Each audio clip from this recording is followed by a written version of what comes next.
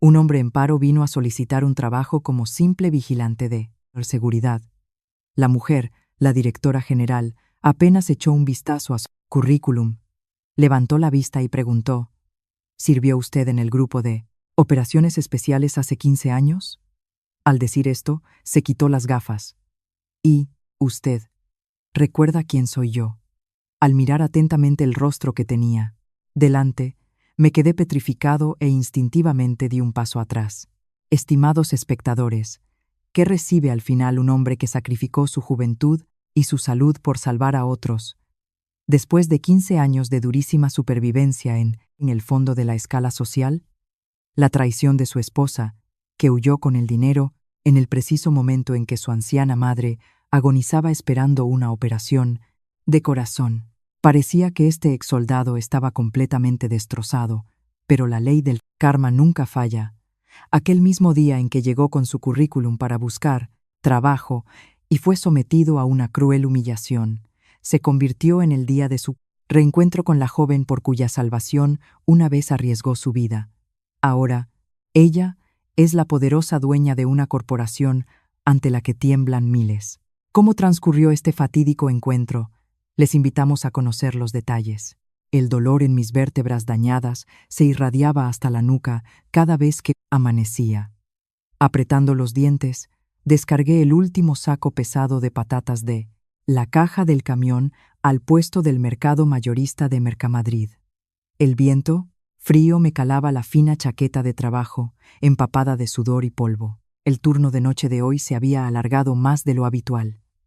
El dueño del puesto, un hombre llamado Miguel, me pagó 50 euros y añadió un billete arrugado, de 10, diciendo que era una propina para el café.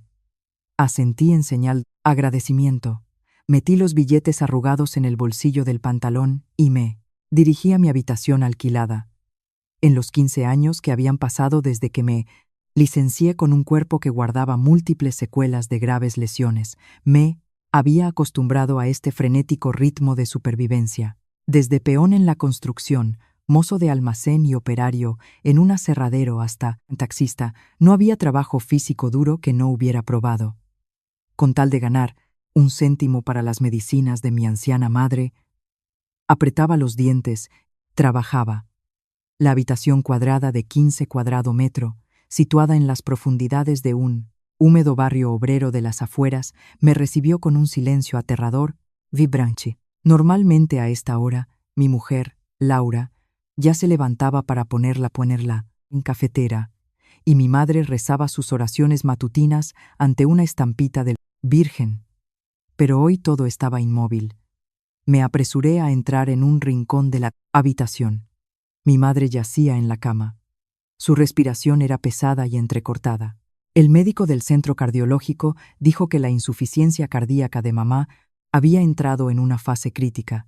Miré el presupuesto de los servicios médicos que estaba sobre la desvencijada mesa de plástico. Casi 50.000 euros por una operación de reemplazo de válvula cardíaca. Esa cifra, para un simple trabajador como yo, parecía una montaña imposible de escalar, pero yo era un soldado, y un soldado nunca se rinde. En esta vida solo me quedaba mi madre. Me agaché y saqué de debajo de la cama una caja metálica donde guardaba mis ahorros, la esperanza para salvar la vida de mi madre. Allí había unos 2.000 euros que había estado juntando céntimo a céntimo durante muchos años. La tapa de la caja estaba abierta. El candado de latón forzado yacía en el suelo de linóleo. Me quedé helado y rebusqué febrilmente entre la ropa vieja que había dentro. Vacío. Junto al candado roto había un formulario de solicitud de divorcio ya cumplimentado con la firma Laura. Debajo del documento me llamaron la atención unas líneas apresuradas escritas con un bolígrafo azul. Escribía que no podía seguir enterrando su juventud en esta miseria y enfermedad. Se había llevado el dinero para empezar una nueva vida. Me quedé paralizado en medio de la estrecha habitación. Un sentimiento de amargura asfixiante me subió a la garganta, pero no me permití derrumbarme. Ayer, Al volver del trabajo un poco antes, vi a Laura subirse a una moto de gran cilindrada con un hombre desconocido a la salida de nuestro patio. Entonces me convencí de que era solo una coincidencia. Ahora, la verdad se revelaba. C. había llevado sin piedad el dinero, que era la única oportunidad de salvar a mi madre, para cambiarlo por su propio y egoísta confort. Arrugué la solicitud de divorcio y la arrojé a un rincón. Ahora no era momento para reproches ni lamentos. Tenía que encontrar el dinero a toda costa. Limpié la cara de mi madre con agua tibia, la cubrí con una manta de lana y luego saqué, con cuidado, mi carné de veterano de misiones internacionales y la carpeta con los documentos para buscar trabajo, preparada el mes pasado. El tiempo ahora equivalía a la vida de mi madre. Tenía que ir urgentemente al centro de Madrid, buscar un trabajo con mejores condiciones. Esa misma mañana, fui a la habitación de al lado del piso compartido para pedirle a mi vecino, el tío Manuel, que vigilara a mi madre un par de horas, y, de paso, le pedí prestada su camisa blanca más decente. Me quedaba un poco justa, la tela se tensaba en los hombros, pero al menos estaba limpia y no olía a suciedad.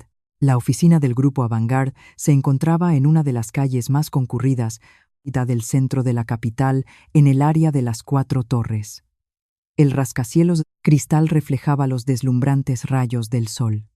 Pasé por las puertas, giratorias automáticas, sintiéndome un extraño entre los empleados de oficina, con trajes caros que olían a perfume de élite.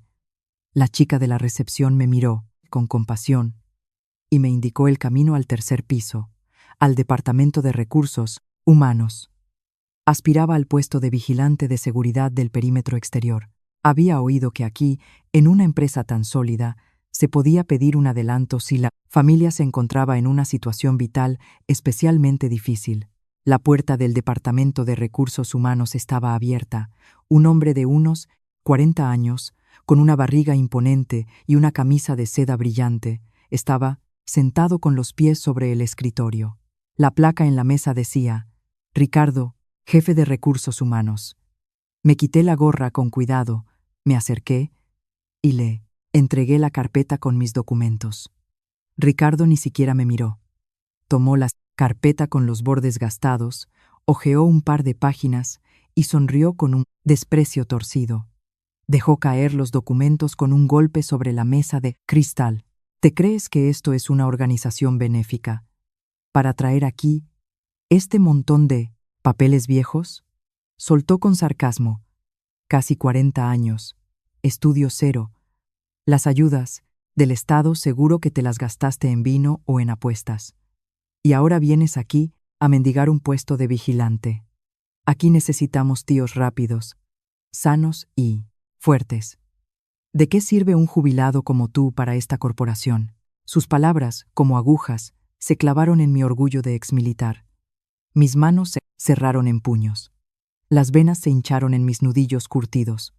Si hubiera sido el chaval de 20 años que fui, Ricardo habría sido neutralizado inmediatamente por insultar mi honor. Pero respiré hondo y me tragué la rabia. La imagen de mi madre anciana y enferma, esperando sus medicinas en casa, apareció en mi memoria, obligándome a mantener la calma. Le miré directamente a los ojos. Mi voz era tranquila, pero firme. Buenos días, Ricardo.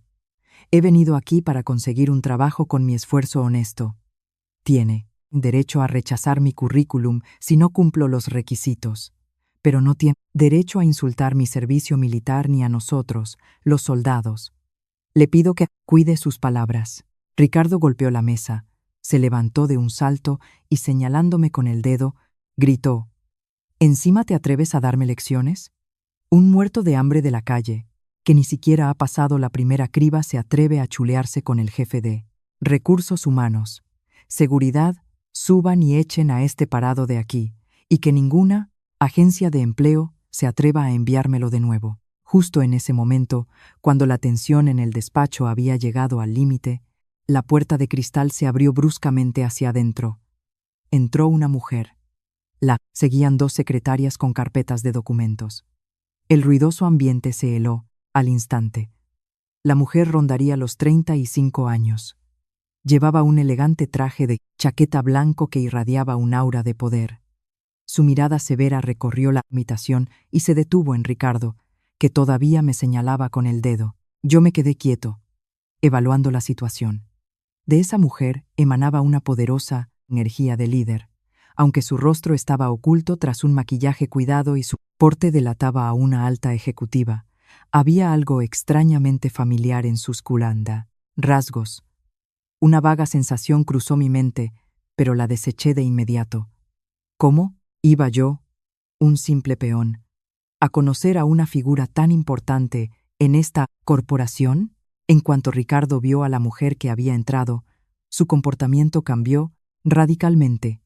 Toda su arrogancia se desvaneció sin dejar rastro, reemplazada por una sonrisa servil y una reverencia obsequiosa. Se ajustó apresuradamente la camisa y habló con el tono más adulador posible. «Oh, buenos días, doña Sofía. Inspeccionando las oficinas.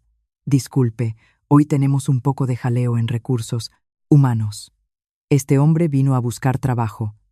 No cumple los requisitos y, además, ha montado un escándalo, alterando el orden. Justo iba a llamar a seguridad para que lo sacaran, para no dañar la imagen de nuestra empresa». Sofía frunció el ceño. No prestó atención a las prolijas excusas de Ricardo. Se acercó lentamente al escritorio, donde yacía solitario mi gastado currículum. Era una persona que había ascendido desde abajo, que conocía toda la amargura, la dulzura del cruel mundo de los negocios.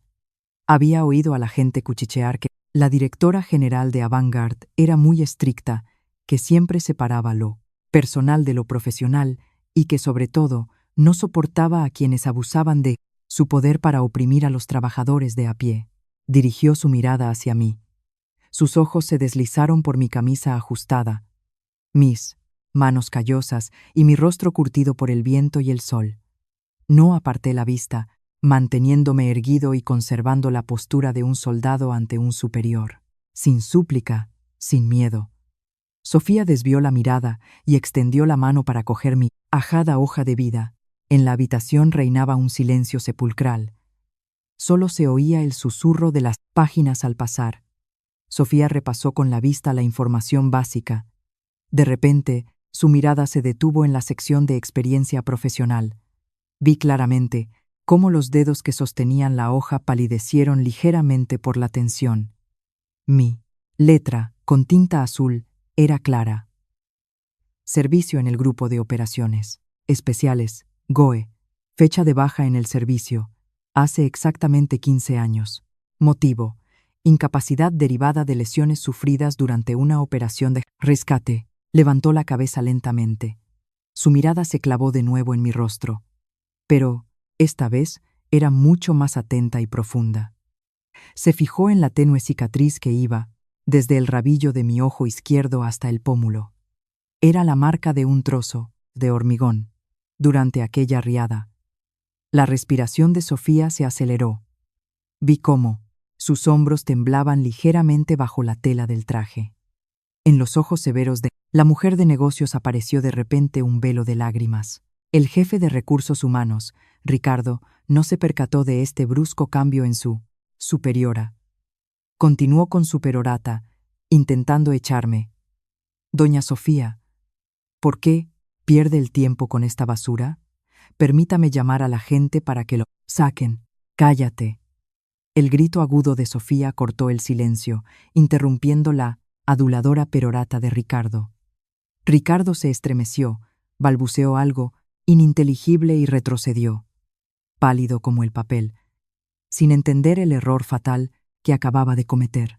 Sofía ignoró la presencia de Ricardo y las dos secretarias. Rodeó el escritorio y se plantó justo delante de mí. La distancia entre nosotros era de menos de 2 pasos. Entrelazó las manos, intentando contener la emoción. Me miró, y en su voz ya no había la autoridad de una jefa. Temblaba por las lágrimas contenidas. La riada en aquel pueblo pobre de los Pirineos aragoneses. Hace 15 años. «Javier, ¿te acuerdas de mí?». Su pregunta fue como una descarga eléctrica que atravesó mi endurecida memoria. Un zumbido resonó en mis oídos. Miré con los ojos como platos a esa elegante mujer. Esos rasgos afilados, esa mirada decidida, se fusionaron gradualmente con la imagen de una estudiante voluntaria, pálida y cubierta de barro. Sollozaba y me llamaba por mi nombre bajo los escombros hacía tantos años. Retrocedí un paso, con la garganta seca. No pude articular palabra. ¿Cómo era? ¿Posible? El brillante interior del Departamento de Recursos Humanos se desvaneció. La memoria me transportó en el tiempo, a aquella noche de tormenta, de pesadilla. Entonces yo era un soldado de operaciones especiales de 23 años, lleno de fuerza y entusiasmo juvenil. Mi unidad recibió la orden de una marcha nocturna urgente para una operación de rescate en un remoto pueblo de Huesca que había quedado completamente aislado del mundo por una riada. Llovía a cántaros. Los truenos rasgaban el cielo, fusionándose con el estruendo de los torrentes de lodo que bajaban de las montañas, creando una escena de caos absoluto. El pequeño pueblo había sido devastado por la fuerza destructora de la naturaleza. Un mar de lodo rojizo arrasaba todo a su paso. Nuestro equipo de rescate trabajaba con el agua helada hasta la cintura, buscando a los que aún estaban atrapados. Cuando pasábamos junto al edificio medio de ruido de una escuela infantil, oí, por casualidad, un débil grito de auxilio que provenía de debajo de los escombros. Llamé a mis compañeros y sin pensarlo me lancé al fango, que me llegaba por encima de la rodilla. A la tenue luz de la linterna vi a una chica con una chaqueta azul de voluntaria que estaba atrapada. Una enorme placa de hormigón de la pared de un aula estaba en una posición inestable, a punto de desplomarse sobre su frágil cuerpo. No había tiempo para esperar una excavadora. Obedeciendo mi instinto de soldado de proteger a los civiles, me abalancé. En ese mismo instante, la gigantesca placa se derrumbó. Usé mi espalda y mis hombros con todas mis fuerzas como pilar de apoyo. Cientos de kilos se desplomaron sobre mí. Sentí un dolor agudo en el pecho. Mis costillas sufrieron una presión terrible. El dolor me atravesó hasta los huesos, pero apreté los dientes. Apoyé ambas manos en la tierra agrietada, decidido a no dejar que la placa bajara más.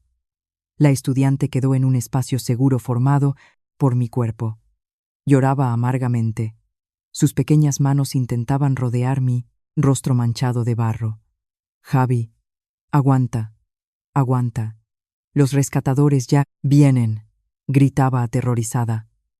Apenas tuve tiempo de sonreír para tranquilizar a esa chiquilla. Mi visión se nubló y se oscureció. Cuando desperté, estaba en una cama del hospital militar. Diagnóstico: traumatismos graves, fractura de costillas y daño a largo plazo en la columna vertebral. A cambio, la seguridad de la estudiante voluntaria estaba garantizada, y ahora, de pie frente a mí, esa débil estudiante se había convertido en una mujer de éxito de la que dependían los destinos de miles de personas. La ironía del destino era realmente asombrosa. El enorme despacho de recursos humanos se sumió de repente en un silencio asfixiante. Solo se oía claramente el monótono zumbido del aire acondicionado. Las dos secretarias detrás de Sofía se miraban con los ojos desorbitados, sin atreverse a pronunciar ni un sonido. El jefe de departamento, Ricardo, estaba pálido como un muerto. Le temblaban tanto las piernas que tuvo que agarrarse al borde de la mesa de cristal para no caerse. Las palabras de Sofía llevaban el peso de todos esos largos años. Yo permanecía en silencio. Mis manos callosas colgaban inertes a los costados. Nunca pensé que volvería a encontrar a aquella frágil chica en circunstancias tan irónicas. Sofía dio un paso más. Sus ojos, llenos de lágrimas, se posaron en la larga cicatriz de mi pómulo. Las lágrimas comenzaron a caer, emborronando el impecable maquillaje de la mujer de negocios. Habló con voz temblorosa. Todo este tiempo, no he dejado de buscarte ni un solo día. Cuando ocurrió la riada y me evacuaron a la retaguardia para recibir atención, en cuanto me recuperé y volví al hospital de campaña para buscar a mi salvador, Me dijeron que te habían trasladado al hospital provincial. Fui directamente a tu cuartel, pero allí me informaron de que te habías licenciado por motivos de salud y que tus documentos habían sido enviados a tu lugar de residencia. Pero cuando llegué a tu pueblo natal, los vecinos dijeron que hacía tiempo que te habías ido con tu madre a Madrid a buscar trabajo, y así, en el ajetreo de la vida, perdí tu rastro. Al oír estas sinceras palabras, sentí una mezcla de amargura y calidez. Durante años de duro trabajo, había conocido todas las dificultades de la vida. Estaba acostumbrado a que me subestimaran, a las miradas despectivas que se lanzan a los pobres trabajadores. Pero el respeto y las lágrimas de esta mujer hicieron que un hombre rudo como yo se sintiera abrumado. Me rasqué la nuca, intentando forzar la sonrisa más amable posible para aligerar el tenso ambiente, y dije con voz ronca: «Eso fue hace mucho tiempo, Sofía. Entonces solo era el deber de un soldado. Cualquiera de mis compañeros en mi lugar habría hecho lo mismo. No deberías preocuparte tanto por eso. Hoy, al ver que estás viva, sana y te has convertido en una líder tan brillante, me alegro, de verdad». Pero Sofía negó con la cabeza con determinación. Se secó rápidamente las lágrimas de las mejillas, intentando recuperar la compostura de jefa de una corporación. Para ti puede que fuera una misión, el instinto de un soldado, pero para mí es una deuda de vida enorme. Si tu espalda no hubiera sostenido esa placa aquel día, yo no tendría la oportunidad de estar aquí. Mi carrera, todo lo que tengo hoy, te lo debo en gran parte a ti. Solo entonces Ricardo empezó a comprender vagamente la gravedad de la situación. Acababa de insultar al hombre que había salvado la vida a la dueña de la Címara Corporación. Un sudor frío le perlaba la frente. Ricardo, tartamudeando, intervino: Doña Sofía, de verdad que no sabía que Javier era un viejo conocido suyo. Javier, por favor, perdóname mi arrebato. Ha sido un malentendido. No he valorado bien la situación». Al oír el balbuceo adulador de Ricardo, Sofía se giró bruscamente. Las lágrimas de emoción dieron paso a la mirada penetrante y afilada de una líder. Su determinación me hizo admirarla en secreto. Sofía miró a Ricardo directamente a la cara, y su voz de acero resonó, marcando cada palabra. «Ricardo, no creas que no sé lo que haces a mis espaldas. El grupo Avantgarde no te paga un sueldo para que te sientes aquí a burlarte de los trabajadores honestos que vienen a buscar empleo». Ricardo se estremeció y agitó las manos apresuradamente, negando su culpa. «Doña Sofía, es usted injusta conmigo. Siempre trabajo por el bien de la corporación. Siempre quiero seleccionar a los mejores empleados para nuestra empresa». Sofía sonrió con desdén y replicó: «¿Los mejores? Sé que estás conchavado con agencias de seguridad y que recibes un porcentaje cada mes por dar prioridad a su gente y rechazar a los candidatos de la calle. ¿Crees que el departamento de auditoría no conoce las cifras? La gente que has contratado trabaja sin ninguna disciplina. Se pasan el día de cháchara en la garita de control, manchando la imagen de la empresa. Hoy he visto con mis propios ojos cómo has pisoteado la dignidad de un veterano. No tienes ni el más mínimo respeto. ¿Cómo vas a gestionar personal para mí?» Ricardo retrocedió. No le quedaba ni una gota de sangre en la cara. Conocía perfectamente el poder de Sofía y comprendía que su falta ya no podría ocultarse. Sofía, sin prestar atención a su aspecto lastimero, se volvió hacia la secretaria que estaba detrás de ella y dio una orden. «Prepare inmediatamente uma ordem de cese para el jefe de recursos humanos, Ricardo. Entregue todos los documentos relacionados con la contratación de seguridad de los últimos 2 años al Departamento de Seguridad para que investiguen posibles comisiones ilegales. Resolveremos este asunto en estricto cumplimiento de la legislación laboral». Después de ocuparse de Ricardo, Sofía volvió a mirarme. Su mirada se volvió suave y llena de respeto. Hizo un gesto de invitación sincero. «Javier, aquí hay demasiado ruido y es incómodo hablar. Te invito a mi despacho en la última planta. Tenemos que discutir algo más importante. La determinación y el porte majestuoso de Sofía no me permitieron negarme. Me incliné en silencio, recogí mi gastado currículum, le quité un poco el polvo, la seguí fuera de aquel departamento de recursos humanos impregnado de cálculo. El despacho de la presidenta de la corporación estaba en la planta más alta del edificio. El espacio era enorme, inundado de luz natural, con una vista panorámica del centro de Madrid. El interior era minimalista, pero irradiaba elegancia y un lujo refinado. Me sentí un poco fuera de lugar. La camisa, prestada por el tío Manuel, aunque lavada, delataba su vejez. Me quedé de pie, tímido, junto a un reluciente sillón de cuero, sin atreverme a sentarme, temiendo que mi aspecto rudo desentonara en aquel entorno tan caro. Sofía pareció percibir mi incomodidad. Sonrió amablemente, preparó ella misma una tetera de té negro aromático con tomillo y lo sirvió en una pequeña taza de porcelana, colocándola con cuidado sobre la mesa. Javier, por favor, siéntete como en casa. Aquí solo estamos nosotros dos.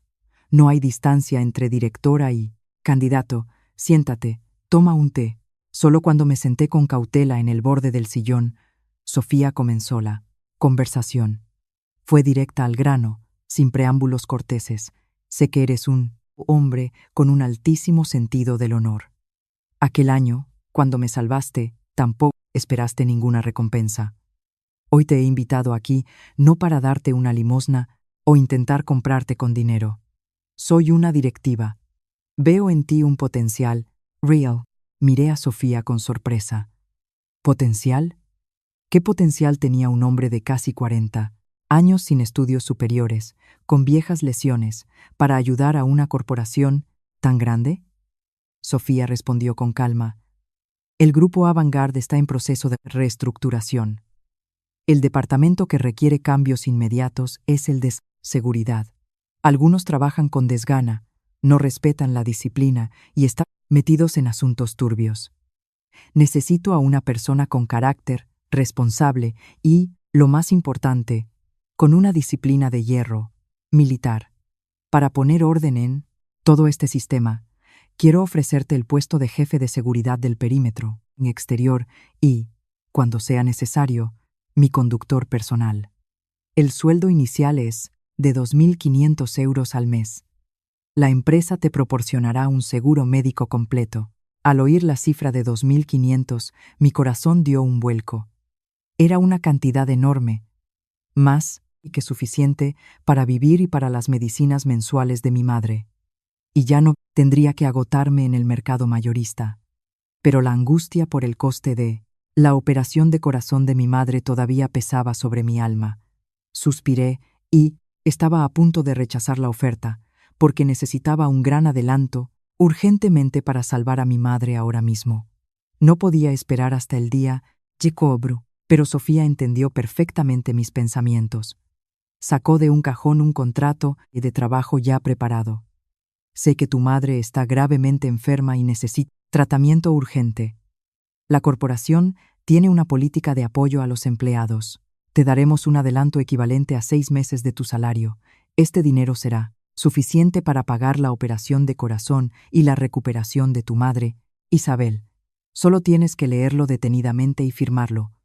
Hoy mismo, por la tarde, el departamento financiero transferirá los fondos. Se me hizo un nudo en la garganta. Lágrimas de gratitud asomaron a mis ojos. La ayuda práctica y la sensibilidad de Sofía le habían dado a mi madre una oportunidad de vivir.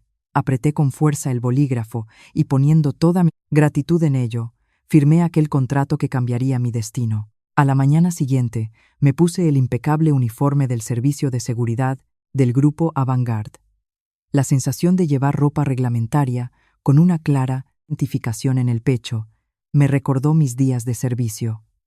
En lugar de sentarme en la sala de control y escuchar los informes del antiguo equipo, decidí inspeccionar personalmente todas las zonas clave. Mi experiencia como observador me decía que había graves fallos en el sistema de seguridad local. Recorrí los pasillos del aparcamiento subterráneo, Las cajas de los extintores estaban cubiertas de una gruesa capa de polvo. Abrí una.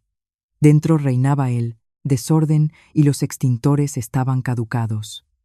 Al mirar al techo, descubrí que varias cámaras de vigilancia estaban descolocadas y apuntaban al suelo, creando puntos ciegos que hacían ineficaz la vigilancia.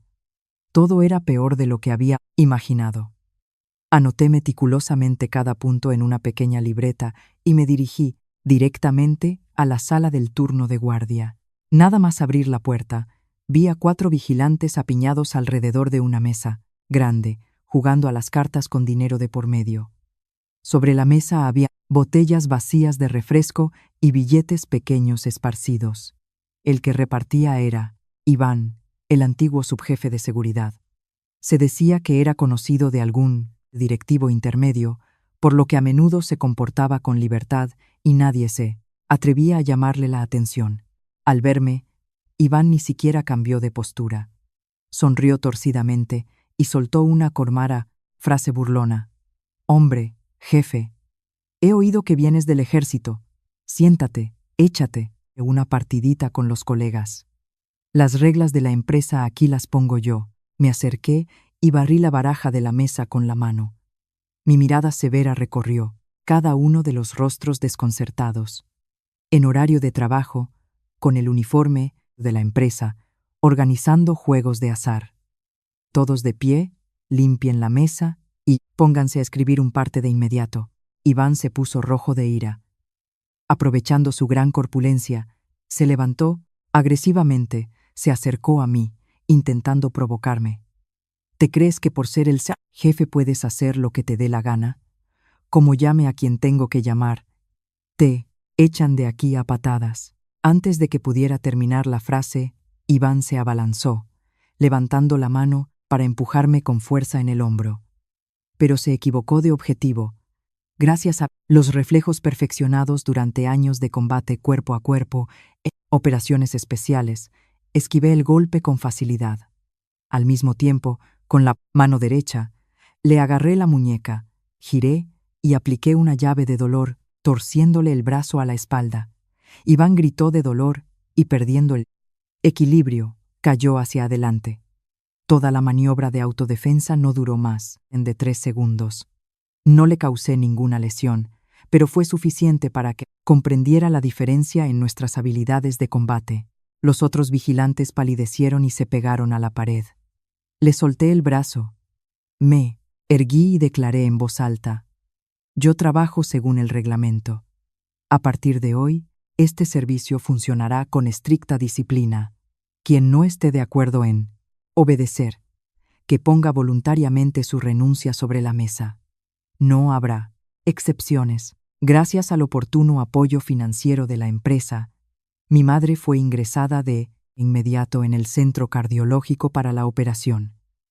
El día que la llevaron al quirófano, me tomé el día libre y monté guardia en el pasillo del hospital, sin poder estar quieto. El pitido de los aparatos médicos, el olor a antiséptico, las paredes de un blanco deslumbrante no dejaban de dar vueltas en mi cabeza. 7 horas se hicieron eternas. Finalmente, cuando el letrero sobre la puerta del quirófano se apagó, salió el cirujano jefe con una sonrisa de alivio en los labios. La operación de reemplazo de válvula ha sido un éxito. La vida de su madre está fuera de peligro. Al oír estas noticias, apoyé la cabeza en la pared, fría, solté un suspiro de alivio y lágrimas de felicidad brotaron de mis ojos. Esa noche, cuando ya habían trasladado a mi madre a la unidad de recuperación y estaba sumida en un sueño profundo, me senté, pensativo, en un banco del patio del hospital. Soplaba un viento frío que traía consigo una niebla helada y penetrante. De repente, sentí calor a mi espalda. Al girarme, vi con sorpresa a Sofía. No llevaba su habitual y autoritario traje de negocios. Vestía un sencillo abrigo cálido y una bufanda de lana oscura. En sus manos sostenía un termo metálico, cuidadosamente envuelto para conservar el calor. Sofía se sentó suavemente en el banco a mi lado y dejó el termo. Me miró, y en sus ojos se leía una profunda compasión. Los médicos han dicho que la operación ha ido bien. Me he alegrado tanto que he preparado yo misma un caldo de pollo caliente con hierbas y te lo he traído. No has dormido en toda la noche. Necesitas comer algo caliente para reponer fuerzas. Si no, ¿cómo vas a cuidar de tu madre? Acepté con vergüenza este gesto de bondad. El calor del termo, que se transmitió a mis palmas, alivió la mitad de mi cansancio. Gracias, doña Sofía. ¿Está usted ocupada con 1000 cosas y aún así encuentra tiempo para preocuparse por mí, familia? De verdad, me siento muy abrumado.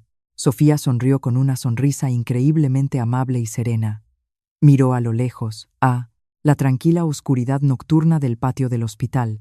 Parecía que entre nosotros ya no había distancia entre la jefa de la corporación y el jefe de seguridad.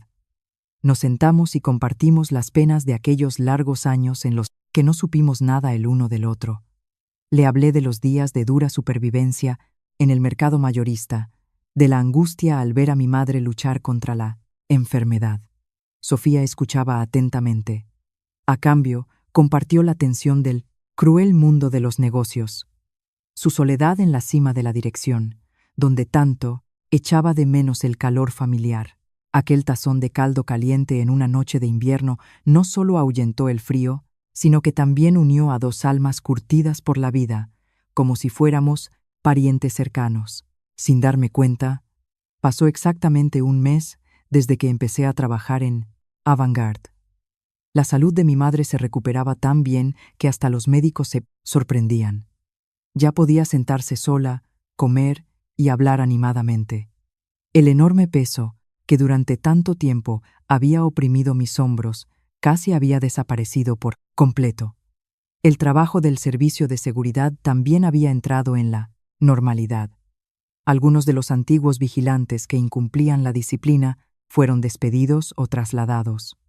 Los que se quedaron seguían estrictamente las duras reglas que yo había establecido. Los sistemas de videovigilancia y antiincendios fueron reparados y actualizados. Todo el edificio funcionaba como un reloj bajo mi estricto control. Mi tarea principal ahora era conducir y garantizar la seguridad de Sofía durante sus desplazamientos. Esa mañana, vestía un traje oscuro hecho a medida y preparado por el departamento de personal. Conduciendo el coche de representación de la empresa, llevé a Sofía a un importante hotel del centro para participar en un foro de inversión. Cuando el coche se detuvo suavemente en la entrada, una limpiadora, que empujaba un carro de basura, levantó la vista por casualidad. Se oyó un estrépito. Una pila de platos de porcelana en las manos de la mujer cayó y se hizo añicos en el suelo de baldosas. Miré por el retrovisor y reconocí inmediatamente aquel rostro. Era Laura. En solo un corto mes, Laura había envejecido terriblemente. Su ropa estaba manchada por la limpieza. Laura se quedó mirando con los ojos muy abiertos mi aspecto, respetable, mientras yo abría cortésmente la puerta del coche para que Sofía pudiera salir. Ignoré su mirada de asombro y acompañé tranquilamente a mi jefa al vestíbulo principal. Comprendía perfectamente lo que le había pasado a Laura. Aquellos que con dulces palabras convencen a otros para que abandonen a su familia. Normalmente solo buscan las migajas que puedan robar. Cuando el dinero ganado con mi sudor, sangre se acabó, la abandonaron de inmediato. Ahora tenía que trabajar duro como limpiadora para llegar a fin de mes. La sorpresa, mezclada con el arrepentimiento, se leía claramente en los ojos de Laura. Ni en sus sueños más locos habría imaginado que el pobre mozo de almacén algún día vestiría así, acompañaría a gente tan importante. A la mañana siguiente, mi intuición de soldado me dijo que me estaban vigilando. En cuanto salí por la puerta de Avantgarde, vi a Laura, que ya me estaba esperando. Se lanzó a mi paso, bloqueando el camino del coche y apoyando ambas manos en el capó. Tenía los ojos enrojecidos por las lágrimas. Empezó a llorar y a lamentarse a gritos. «Javi, he entendido mi error. Perdóname», gritaba Laura a la vista de los transeúntes. «Esa mala gente me engañó y se llevó todo el dinero. Las circunstancias me obligaron a hacerlo. Al fin y al cabo, éramos marido y mujer. Dame una oportunidad para volver. Cuidaré de tu madre. Apagué el motor con calma, salí del coche y me enfrenté a la mujer con la que, una vez había vivido bajo el mismo techo. Los empleados de la empresa que pasaban empezaron a cuchichear. El llanto de Laura continuaba. Le echaba la culpa de todo a la mala suerte, a las circunstancias. Intentaba deliberadamente montar una escena para que me ablandara delante de la multitud, pero se equivocó. Cálculo. Me mantuve erguido. En mi mirada no había ni una pizca de ira, pero tampoco de compasión. Era la mirada hacia una persona completamente extraña. La dejé llorar, un par de minutos más, y luego hablé. Mi voz no era fuerte, pero sí lo suficientemente clara para que me oyera perfectamente. Señora, tenga un poco de amor propio. El día que forzó la cerradura y se llevó el dinero para la operación de mi madre, para huir con otro hombre, todos los lazos entre nosotros se rompieron definitivamente. La tinta de la solicitud de divorcio que usted misma firmó aún no se ha secado. ¿Dónde estaba usted cuando mi madre esperaba la operación? ¿Dónde estaba usted cuando yo descargaba camiones por la noche? Ahora, somos extraños, y sus problemas actuales son consecuencia de su propia elección. Laura se quedó atónita. Sus argumentos habían sido aplastados sin rodeos. Intentó agarrarse al borde de mi chaqueta, suplicando débilmente. Javi, ¿cómo puedes ser tan cruel? Se me nubló el juicio. Ahora tienes un trabajo tan bueno.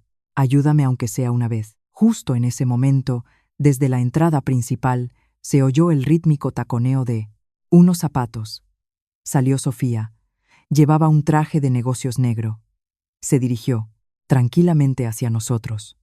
Unos minutos antes, había informado por radio que alguien estaba bloqueando el coche en la puerta, pero pedí que no enviaran refuerzos. Sofía pasó, evaluando la situación de un solo vistazo.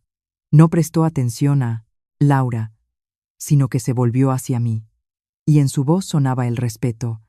Jefe de Seguridad Javier, la reunión del Consejo de Administración va a empezar.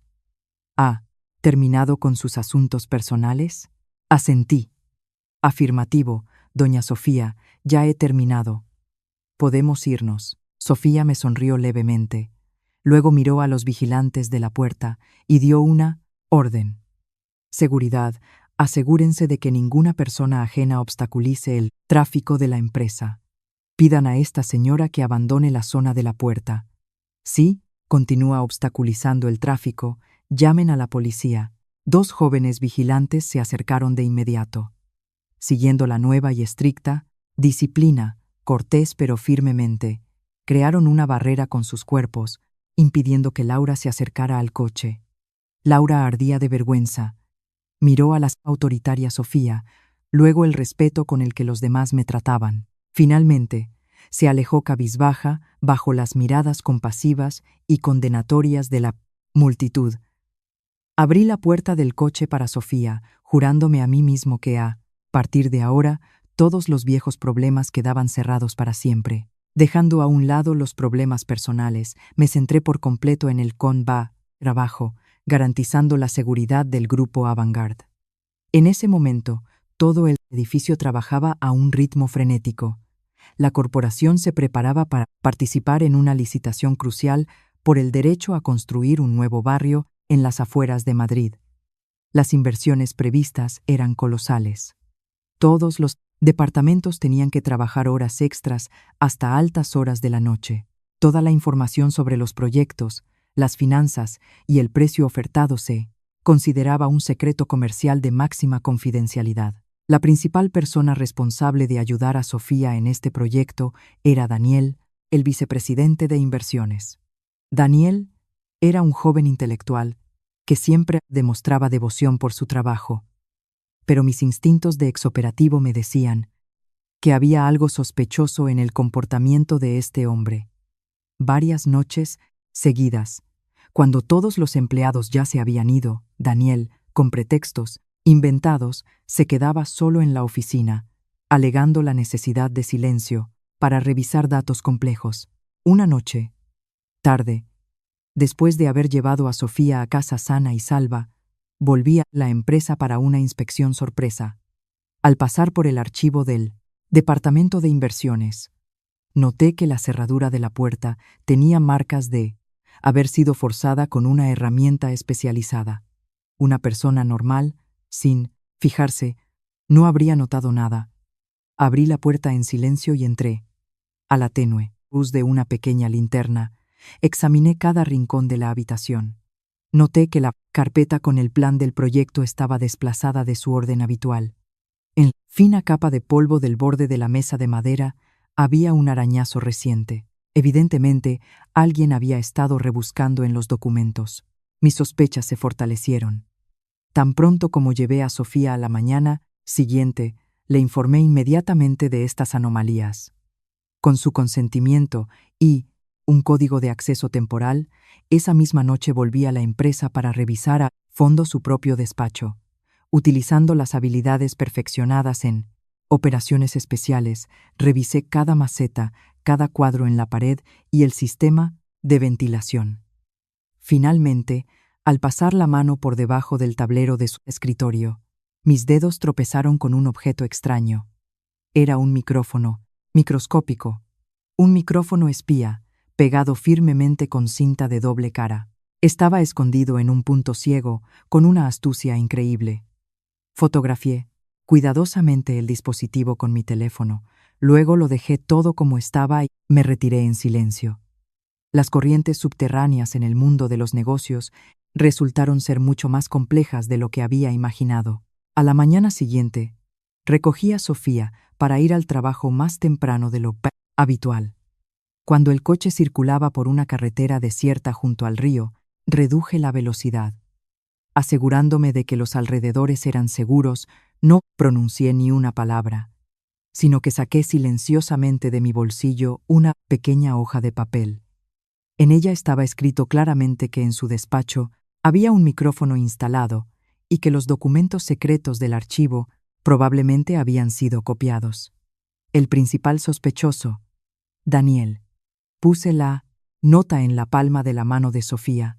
Al leerla, palideció ligeramente, pero recuperó muy rápidamente su compostura de alta ejecutiva. Al llegar a la oficina, Sofía actuó como si nada hubiera pasado. Continuó celebrando reuniones y discutiendo el trabajo como de costumbre. A la hora del almuerzo, pedí al departamento técnico que desconectara temporalmente las cámaras del pasillo de la planta de dirección durante 10 minutos con el pretexto de revisar el cableado. Aprovechando esta ventana, Sofía me llamó a su despacho. Discutimos todo el plan de acción, escribiéndonos en borradores, luego se destruían inmediatamente en la trituradora. Sofía estaba muy decepcionada por la duplicidad de Daniel, un hombre en quien confiaba. Sin embargo, en lugar de denunciarlo inmediatamente a la policía, decidió utilizar la situación para sondear a la competencia. Toda la tarde, Sofía y Daniel discutieron acaloradamente el precio de la oferta para la licitación. Sofía acordó deliberadamente una suma de inversión desorbitada, muy superior al valor de mercado. Cada una de sus palabras fue grabada por el micrófono bajo la mesa. Antes de irse, Sofía olvidó, accidentalmente, una carpeta con documentos sobre la mesa. Dentro había un borrador de un informe financiero falso, del que se desprendía que la empresa necesitaba urgentemente captar capital y, por lo tanto, se veían obligados a presentar un precio muy alto. Esa noche me senté en mi puesto de vigilancia en el centro de videovigilancia. A través de una cámara oculta que había instalado en secreto durante el día, todas las acciones de Daniel quedaron claramente registradas. Alrededor de las 9 de la noche, miró a su alrededor en el pasillo y abrió la puerta del despacho. La presidenta se acercó a la mesa y, con una sonrisa de suficiencia, fotografió con su teléfono personal todas esas páginas falsas. A primera hora de la mañana siguiente, llevó esa información a un representante de la empresa Construalianza, el mayor competidor de Avantgarde. Todas las acciones de este hombre coincidieron plenamente con nuestros cálculos. Llegó el día de la apertura de sobres en la licitación en la Concejalía de Urbanismo. En la gran sala reinaba un ambiente solemne. Representantes de numerosas empresas llenaban las filas. Sofía, vestida con un traje de chaqueta, claro, parecía radiante y segura de sí misma. Yo estaba de pie detrás de ella. Mi mirada escaneaba continuamente el entorno. El director de Construalianza estaba sentado enfrente y de vez en cuando nos lanzaba miradas de victoria. Estaba convencido de que tenía las cartas ganadoras de Avantgarde en sus manos. El representante de la comisión comenzó a anunciar las propuestas financieras de los participantes. Los precios se fueron nombrando uno tras otro. Cuando le llegó el turno a Construalianza, un murmullo recorrió la sala. El precio que ofrecieron era muy cercano a la cifra falsa que Sofía había filtrado a través del micrófono y se correspondía totalmente con el informe falso. El director Construalianza sonreía satisfecho, sin dudar de su victoria, pero su sonrisa se desvaneció cuando la comisión abrió el sobre original del Grupo Avantgarde. La voz potente del presidente resonó en la sala. El Grupo Avantgarde ha presentado un plan de construcción óptimo, combinado con un precio excepcionalmente razonable, considerablemente inferior al de Construalianza, que se ajusta perfectamente al presupuesto de la ciudad. Toda la sala estalló en aplausos. El director de Construalianza se levantó de un salto. No le quedaba ni una gota de sangre en la cara. No entendía cómo había podido equivocarse tanto. Sofía sonrió educadamente, saludó a los socios con un gesto de cabeza y se adelantó con confianza para firmar el acta del ganador. Al regresar a la sede, Sofía convocó inmediatamente al Consejo de Administración. El vicepresidente Daniel todavía sonreía al entrar en la sala de reuniones, sin sospechar que había sido descubierto. Cuando todos los miembros del consejo se sentaron, Sofía me hizo una señal para que proyectara el video en la gran pantalla. La grabación de Daniel entrando a hurtadillas en el despacho de la directora, fotografiando documentos y retirando el micrófono, apareció en alta resolución. A continuación, la información sobre la reunión de Daniel con los competidores en una cafetería, registrada por mi vigilancia. Daniel se quedó petrificado en su silla. Cualquier excusa era inútil ante tales pruebas. Sofía lo miró con severidad y pronunció claramente: la filtración de información confidencial de la empresa es una grave violación de la ley y de la ética profesional. La corporación no puede mantener a un empleado así. En ese momento, entraron en la sala agentes de la Unidad de Delincuencia Económica y Fiscal, UDEF. Recibieron los documentos y pidieron a Daniel que los acompañara para investigar el caso de robo de secretos comerciales. La rápida resolución de la situación limpió la empresa por dentro y fortaleció la autoridad de Sofía. La combinación de su instinto para los negocios y mi cautela ayudó a Avantgarde a superar la tormenta. La pérdida de un proyecto tan importante enfureció a Carlos, el director de Construalianza. Esta derrota afectó gravemente a las finanzas de su empresa. No podía aceptar que lo hubieran descubierto, y decidió utilizar métodos sucios para darle una lección a su competidor. Carlos contactó con una banda que se dedicaba a la extorsión en los suburbios. El cabecilla era un matón apodado El Toro. Carlos se reunió con él en un discreto café de carretera. Le entregó una gran suma de dinero y exigió que los hombres del Toro le tendieran una emboscada a Sofía para asustarla esa misma semana. El objetivo era hacerla entrar en pánico y que renunciara al proyecto. El Toro y sus matones, acostumbrados a las peleas de bandas, aceptaron el adelanto y prometieron resolver el asunto limpiamente. 3 días después, en la agenda de Sofía, había una visita para inspeccionar el terreno de la futura construcción en las afueras. Era un descampado, poca gente, caminos aún sin asfaltar. El camino hacia el centro del terreno era una pista de tierra llena de baches, flanqueada por cañaverales. El cielo se encapotó, amenazando con una fuerte tormenta. Estaba desierto y silencioso. Conducía con cuidado el pesado todoterreno por los baches. Sofía estaba sentada en el asiento del copiloto, concentrada, tomando notas en una libreta. En el coche reinaba el silencio. De repente, mis agudizados sentidos de veterano me alertaron de que algo no iba bien. Por el retrovisor, noté que las luces de otro coche nos seguían muy de cerca, manteniendo la distancia aunque yo variaba la velocidad. Era una encerrona clásica. Después de avanzar un poco más, nos vimos obligados a detenernos. Justo detrás de una curva ciega, un pequeño camión estaba cruzado en la carretera, bloqueando completamente el paso. Al mismo tiempo, el coche que nos pisaba los talones aceleró bruscamente y se pegó a nuestro parachoques. La salida, tanto hacia adelante como hacia atrás, estaba cortada. Las luces largas de ambos vehículos se encendieron a la vez, deslumbrándonos. Sofía se sobresaltó y dejó caer la libreta. De los dos coches salieron unos 10 tipos con aspecto agresivo. En sus manos llevaban bates de béisbol y barras de hierro. El Toro, su líder, hizo un gesto hacia nuestro coche, dando la señal de ataque. Mantuve la calma forjada durante años de servicio en operaciones especiales. Pulsé el botón del cierre centralizado, bloqueando todas las puertas. Volviéndome hacia Sofía, le dije con voz baja pero absolutamente tranquila: «Doña Sofía, quédese en el coche. Las puertas están bloqueadas. Llame inmediatamente a la Guardia Civil. Diga que nos están atacando». Dicho esto, me quité la chaqueta para que no me estorbara y la arrojé al asiento trasero.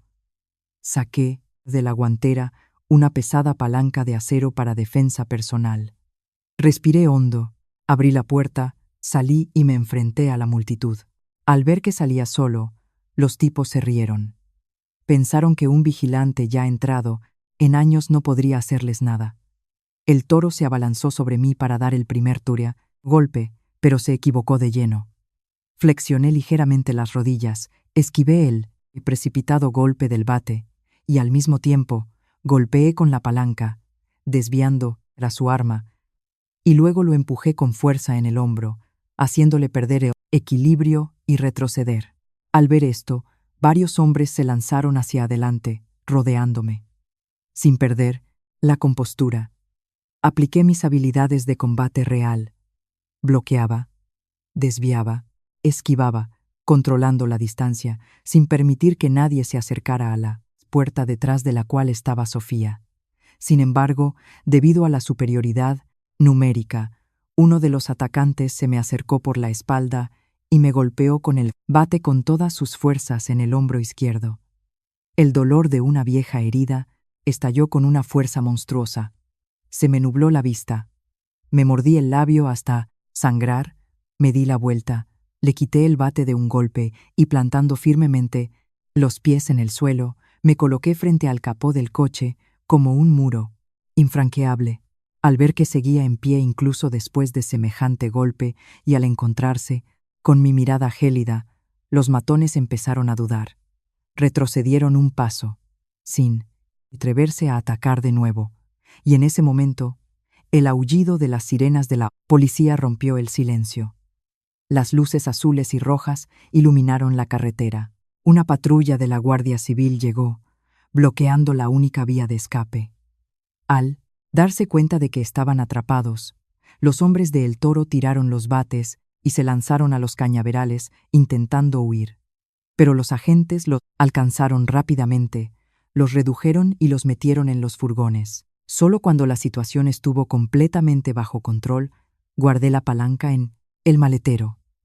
Con la mano izquierda, me froté el hombro dolorido y me acerqué lentamente a la puerta del coche. Golpeé el cristal y sonreí a la mujer asustada que estaba dentro, todo en orden. La Guardia Civil se ha encargado. Ya no hay peligro. Las puertas se desbloquearon. Sofía salió de un salto, olvidando sus modales de directora de corporación. Con los ojos enrojecidos, se abalanzó para examinar la herida de mi hombro. La tensión y el miedo acumulados en esos minutos estallaron en lágrimas de alivio. «Javier, qué susto he pasado. ¿Por qué te arriesgaste así, recibiendo el golpe? La otra vez casi mueres por mi culpa, y ahora vuelves a sufrir dolor para protegerme. Este trabajo no vale tu salud». Las palabras de Sofía salían del corazón. En ellas no había el cálculo del mundo, de los negocios ni los agradecimientos vacíos de una jefa. Era la preocupación sincera de una hermana que teme por un ser querido. Sonreí y con mi mano callosa le di una suave palmada en el hombro para calmarla. Hace 15 años te protegí, por deber, como soldado. 15 años después, te he protegido como un hermano mayor. Un coche de la Guardia Civil me acompañó al centro de salud más cercano para tratar la contusión. Sofía se sentó a mi lado, sin apartar sus ojos llenos de profunda gratitud. El tiempo voló. Pasó un mes desde aquel incidente. Todo volvió a la normalidad. Los matones y el director de Constru Alianza fueron llevados ante la justicia por competencia desleal y agresión. El grupo Avantgarde comenzó con éxito la construcción del nuevo proyecto. La contusión de mi hombro también se curó por completo. Era un domingo al mediodía. Estaba arreglando un grifo en el patio de nuestra comunidad cuando oí el ruido familiar de un motor. El coche de la empresa aparcó junto al portal. De él salió Sofía. Hoy no parecía en absoluto una jefa autoritaria. Llevaba una sencilla blusa de seda, pantalones negros y el pelo recogido en una coleta. En sus manos traía bolsas con verduras frescas, carne y otros alimentos. Saludó amablemente a los vecinos y entró en nuestro diminuto piso. Hoy es domingo, tengo el día libre. He venido a prepararos la comida, dijo con una sonrisa. Mi madre estaba sentada en la cama y miraba a Sofía con amabilidad. Los médicos decían que se sentía perfectamente. Sofía no me dio tiempo a reaccionar. Se remangó, se puso un delantal y se dirigió a nuestra estrecha cocina. Pronto, un aroma a cocido casero y filetes empanados inundó toda la casa. La imagen de la mujer que dirigía una enorme corporación, ahora picando perejil y probando el caldo, llenó mi corazón de una calidez increíble. ¿Cuántos años hacía que en esta casa no se respiraba un verdadero ambiente familiar? La comida para 3 se sirvió en la vieja mesa de madera, sin manjares, solo comida casera española. La comida transcurrió en un ambiente cálido. Las risas y las conversaciones disiparon todas las tristezas de los años pasados. A mitad de la comida, Sofía de repente dejó el tenedor, se enderezó y miró a mi madre con profundo respeto.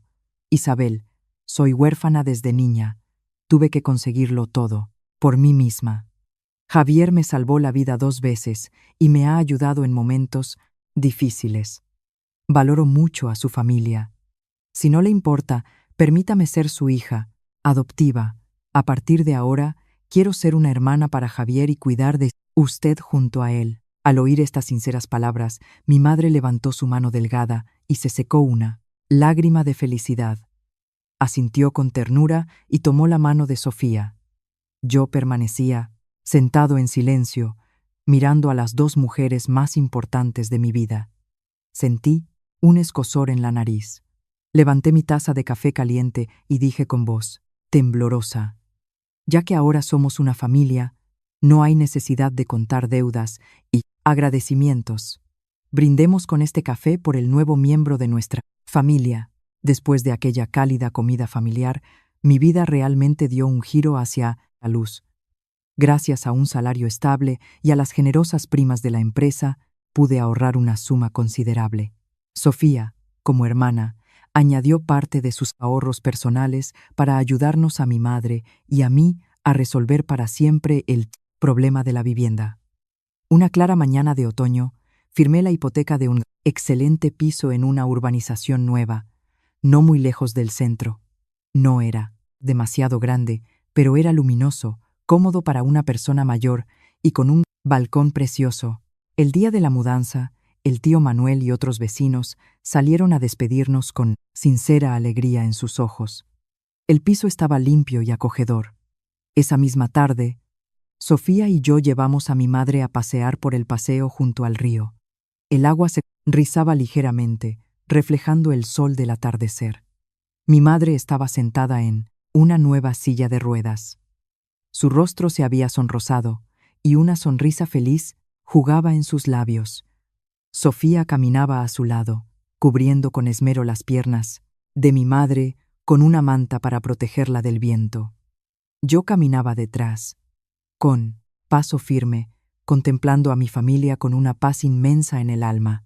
Los muchos años de juventud entregados al servicio, las lesiones y las quita, privaciones bajo la chaqueta de trabajo, todo ello había llevado finalmente al soldado que hay en mí a un puerto de paz. La disposición a sacrificarme por otro no me trajo riquezas entonces, pero al final nos unió con sagrados lazos familiares.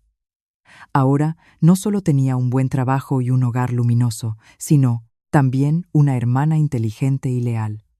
El viento de otoño sopló, trayendo consigo el frescor. Las puertas del difícil pasado se cerraron, dando paso a una vida luminosa y llena de amor. Al concluir la historia de este reencuentro después de 15 largos años, cada uno de nosotros, quizás, experimente sentimientos encontrados. Estimados espectadores, esta historia nos muestra que, aunque la vida a veces es cruel y está llena de traiciones, las semillas de bondad que sembramos florecerán sin duda en su día más brillante. La primera y más profunda lección es la ley del karma en nuestras vidas. La esposa que abandonó a su marido en la desgracia, al final cosechó los amargos frutos de su propio egoísmo. Y el buen soldado, a pesar de todas privaciones, conservó un carácter recto y honesto y fue recompensado con un final feliz. Además, debemos recordar cómo tratar a las personas. Nunca juzgues a un hombre por su chaqueta manchada o su currículum gastado. Detrás de esa apariencia ruda puede esconderse un alma noble y el mismo Salvador al que le debes la vida. La directora Sofía es un claro ejemplo de que la verdadera gratitud no se mide en bienes materiales, sino en un corazón sincero que responde al bien con bien.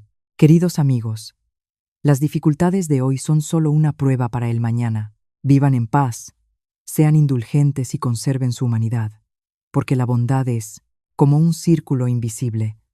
Lo que emana de un corazón puro, inevitablemente, completará su ciclo y volverá para calentarnos en el momento en que menos lo esperamos.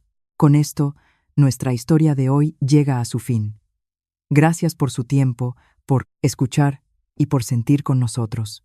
Les deseamos paz y mucha salud.